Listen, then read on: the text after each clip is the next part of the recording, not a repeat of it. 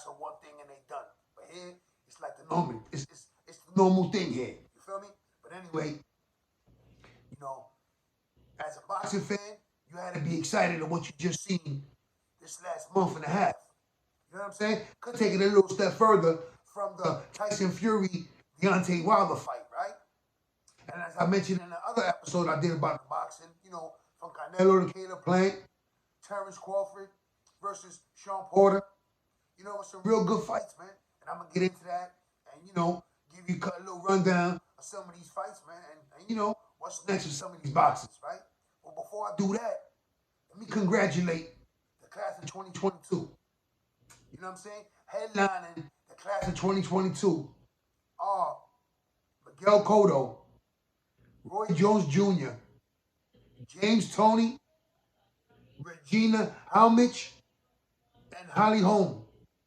Again, congratulations to the class of 2022. You know what I'm saying? I know me as a boxing fan, I seen Roy Jones, I seen Cotto, James Toney. You know, as far as looking at Holly Holmes, we all seen her put herself on the map and in the spotlight when she knocked out Ronda Rousey. So, you know, it is what it is. And, you know, it's a beautiful thing when you can hit that mountaintop, that pedestal at your respective sport, right? Now you are elite. You're a Hall of Famer. And they can't take that away from you. So, again, congratulations to the class of 2022. You know what I'm saying? But like I was saying, man, as a boxing fan, you had to be excited at what you just witnessed, man. You know, from a Saturday and Sunday affair, you know, I get into that for the Tank Davis, Devin Haney weekend, you know, just to the Canelo Plant, Crawford Porter. Let's get into that, man. You know what I'm saying? As I mentioned before, you know, Canelo Alvarez defeated Caleb Plant by TKO in the 11th round. You know, if you've seen that fight, it was an exciting fight. You know, Caleb Plant didn't dodge, didn't run. He stood toe to toe. And once Canelo realized that his power couldn't hurt him, you know, it was full throttle, and he kept coming forward like he naturally does, right? So, again, shout out to Canelo, shout out to Caleb Plant, and we all looking forward to seeing what's next for Canelo. You know, there's rumors of him moving up to cruiserweight and, you know, to fight the WBC champion. So, you know, I'll get into that later in the episode. But, you know, after the TKO victory, Canelo improved to 57-1-2. You know, pretty impressive. 57 wins, 1 loss. We all know that. To Floyd Mayweather, 2 draws. He continues to tack on his legacy. You feel me? But like I also mentioned, man, let me get into some of these blacks, man. You know, Tank Davis improved to 26-0 with a split decision or unanimous decision over Isaac Cruz, who filled in for Rolly at the last minute. So shout out to Cruz. You know, like everyone said, he's a pit bull, and he came to fight. You know, and went to this scorecard, and this is what the judges came up with, right? 116, 112, 115, 113, 115, 113. All in favor of Tank Davis, right? Well, I said improved to 26-0. Terrence Crawford, TKO in the 10th round. Sean Porter to improve to 38-0. Now, the thing with that one was, you know, we all seen his father, you know, basically give it up. He threw in the towel. He stopped the fight. You know, as a father and as a trainer, it must have been hard for him to distinguish the two at that moment. But in reality, it really wasn't. Because regardless if that's the person you train, the boxer, or your son, or an associate, you always want to see the best for them. So you never want to see your boxer or your son, or both, in a situation where he's so vulnerable. And we all know that Terrence Crawford is the best finisher in boxing, or if not one of the best finishers in boxing. So he didn't want to see his son finish. And, you know, shout out to Sean Porter. He rode off in the sunset, announced his retirement right after the bout. You know, you gave us a lot of exciting fights. You never ducked no one, and you wanted all the smoke. You feel me? So, again, shout out to Sean Porter. And, you know, hopefully we get to see the Terrence Crawford, Errol Spence fight next. That's what the people want to see, right? But let me get back to this list, man. Because, you know, I mentioned this one on the prior episode as well. George KAMBOSOS Jr. defeating Teofimo Lopez by split decision, right? 115-111, 114-113, 115-112, Kambosos walk away with the straps, remains undefeated, 20-0. Teofimo suffers his first loss. Now, let me get into Lopez for a little second.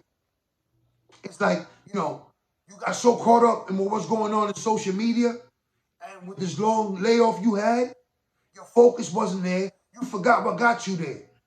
It was winning the championship, becoming one of the young, exciting boxers in the game. And you and your father, that 1-2 tandem, y'all will rebound, and you will rebuild. And that remains to be seen for right now.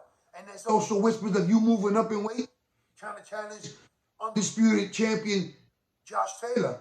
But that's a whole different story. As far as right now, they say you had health issues coming into the fight, couple of injuries, but you wasn't focused and you wasn't sharp. So before you can move forward anywhere, you need to move forward and get yourself right first.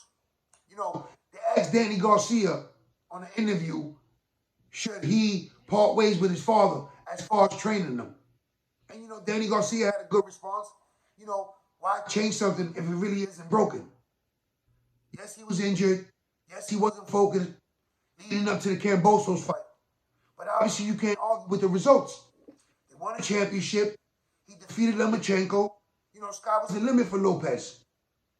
Can he recapture that magic moving forward for the calendar year 2022? We're all going to be curious and we're all going to stay tuned because we're going to find out. Right? They also said that he was so injured that a Dr. Linda Dow said she was surprised and can't explain how he breathed during the course of the fight. That it felt that he had a 300-pound weight set strapped around his chest and neck, that his head and neck felt like a vice. So to put that in perspective, they said Teofimo Lopez was fighting with air in his chest and possibly could have had a fatal blow that, could have turned his lights out.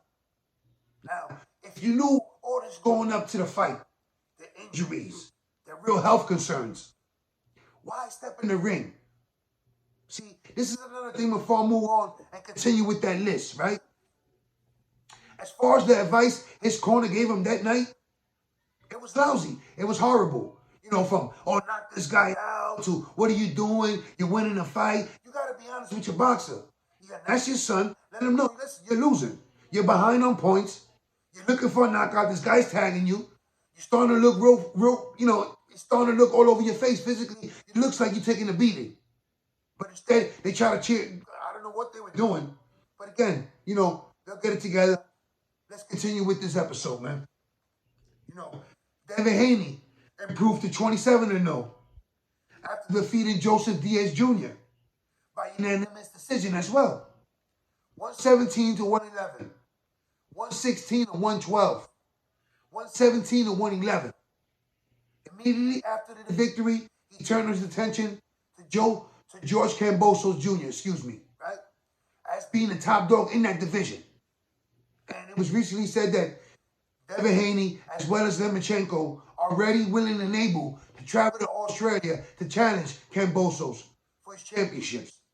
Because his dad / trainer, promoter, Eddie Hearn, himself included, have let it be known. They did it the hard way. They went back home with the championships. Now you got to go to his home turf, his homeland, if you want to come see him. So it is what it is. Again, congratulations to Kambosos for capturing that gold. He was an underdog coming into that fight. And whoever had Kambosos on the Vegas route, you cashed in. You feel me? But again, one more fight for you, man. Shakur Stevenson defeats Jamel Herring by TKO in the 10th round. See, this one was another bout that leading up to this fight, there was a lot of going back and forth, a lot of trash talking. And Shakur Stevenson backed up his talk. He said he was going to punish him. He punished him in the ring and ultimately knocked him out. It's crazy, but that's part of the game. In this new age, with social media taking place and everything that goes back and forth on different social media websites, it is what it is. And some of these boxers, this is how they promote their fight, promote their brand, promote themselves. And it is what it is. But listen, before I get into this, right, let me hit you with a quick nugget, right? Canelo is set to challenge Ulanga Makabu, excuse me, I'll pronounce it wrong, for his WBC cruiserweight title at 200 pounds. I'm also hearing that it could be a catchweight, meaning anywhere from 180 to 190, because he just fought at 168. Could you possibly see him make that jump from 168 to 200?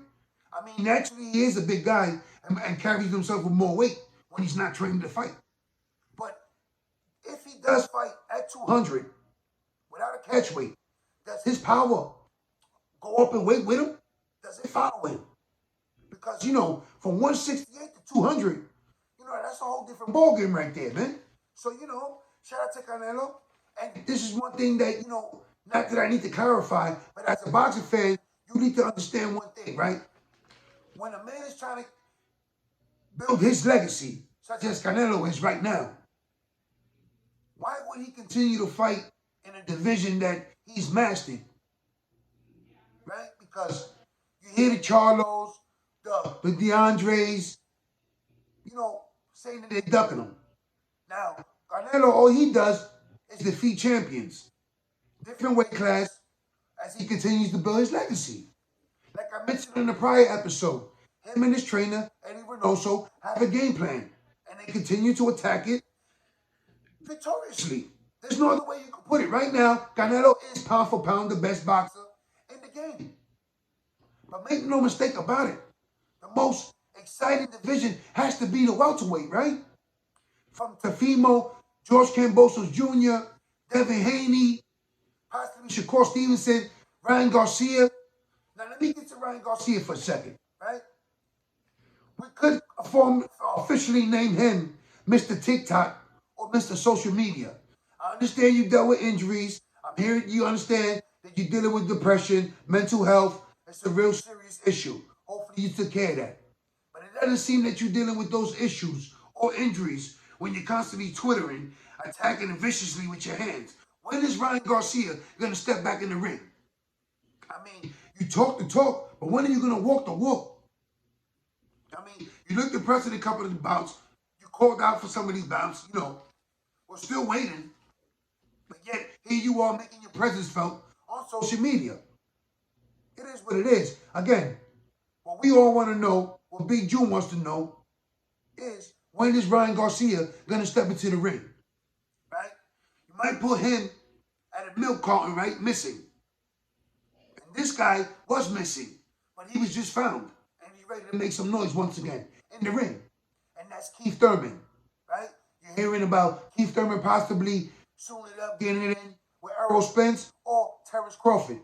Now, Terrence Crawford, Errol Spence, one would assume that, Keith Thurman is not just going to jump in the ring like that without getting a tune-up fight at least, right? Yes, he was undefeated, only lost to Pac-Man, to Manny Pacquiao, right? But he's had a long layoff himself. The inactivity in this sport of boxing is crucial. So you think just one man can just come and dominate after not performing for a year and a half off? It's crazy. And yes, he is talented, was the champion, was one of the marquee names in the division. Can he reclaim his stature in the division?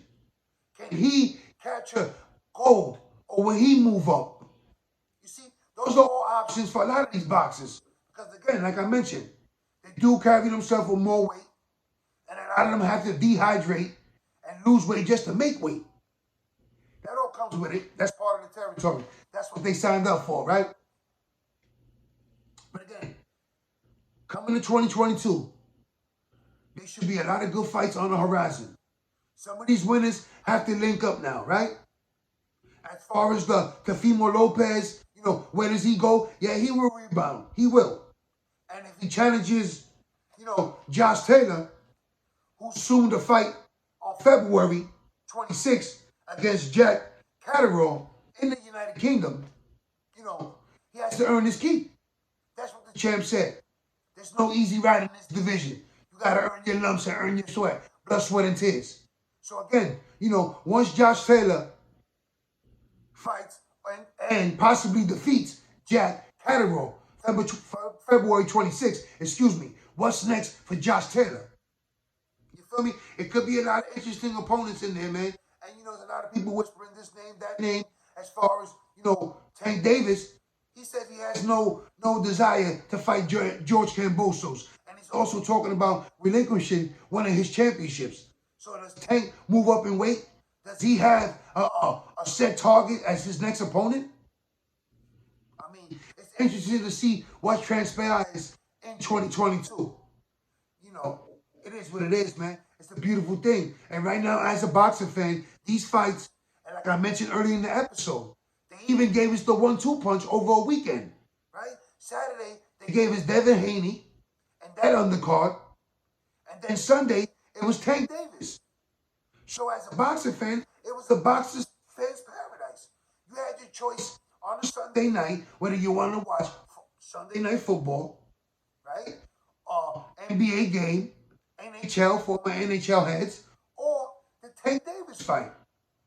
So, you know, for the heads who didn't get to watch the Devin Haney fight on a Saturday, boom, here was the Tank Davis. Now, is that a new trend for boxing moving forward? Scheduling fights on a Sunday. I mean, hey, anything is possible, right? It is what it is, man. That's the beauty of the sport. So now, like I just mentioned with Canelo, challenging Makabu for his WBC cruiserweight. Canelo's doing what he needs to do to cement his legacy, his way. As far as some of these other boxers, Kambosos, his camp, his promotion has made it been clear as whistle. You want to challenge him for the championships, you got to go down under. You got to go to his home turf, his home soil in Australia to challenge that man. It is what it is. Would it be Devin Haney? Would it be Lomachenko? Because Teofimo Lopez says he has no desire for a rematch at this current time. You know, obviously plans could change. But he said he wanted to move up in weight. So as of right now, there isn't a rematch for him and Kambosos Jr., right? But what about Shakur Stevenson? Ryan Garcia, the Keith Thurmans? Are we going to finally get to see Terrence Crawford versus Errol Spence in 2022? I mean, hey, us fans will be eagerly awaiting. Excuse me. It's been years in the making. They had to get it done, right? After, this dramatic fashion win, because like I mentioned in the other episode, if Terrence Crawford knocks him out, does this solidify his spot as one of the best pound-for-pound boxers? Because they always say that the level of competition wasn't there.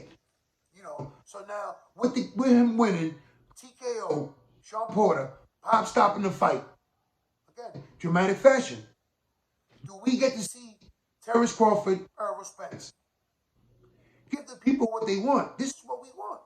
This is what we want. Move forward, right? It is what it is. And now, let me give you a little light note for celebrity boxing fans. For whatever reason, because I don't know exact reason why he backed out the fight, but Tyson Fury's half-brother, Tommy Fury, backed out the fight against the Paul brother, right? So now, what they're going to give you is the rematch, part 2, the grudge match. However these guys plan to sell it, because, they do a hell of a job when it comes to promotional. They do sell a fight, right? The Paul brothers. So now, it's the Paul brother versus Tyrone Woodley. Again, so it's funny because I'm hearing that during their first fight, it was a clause that Tyrone Woodley could not cut this guy out. So I don't know if it was true or not. So, for you guys that like to see that, the soap opera boxing, will Tyrone Woodley, knock out the Paul brother this time around? Or will the Paul brother knock out Woodley? Stay tuned. And whoever's paying for that, man, good luck with that, man. But it is what it is. But again, as a boxing fan, you got to look forward for 2022. This calendar year is guaranteed to be exciting, man. I also said that, the Danny Garcia interview, he mentioned moving up in weight and possibly, challenging some of these fighters, such as one of the Charlo twins. Could that be in the horizon? It is what it is. There's a lot of interesting ways that this 2022 could give us as boxing fans. So stay tuned for that. Stay tuned for everything that's going on, and especially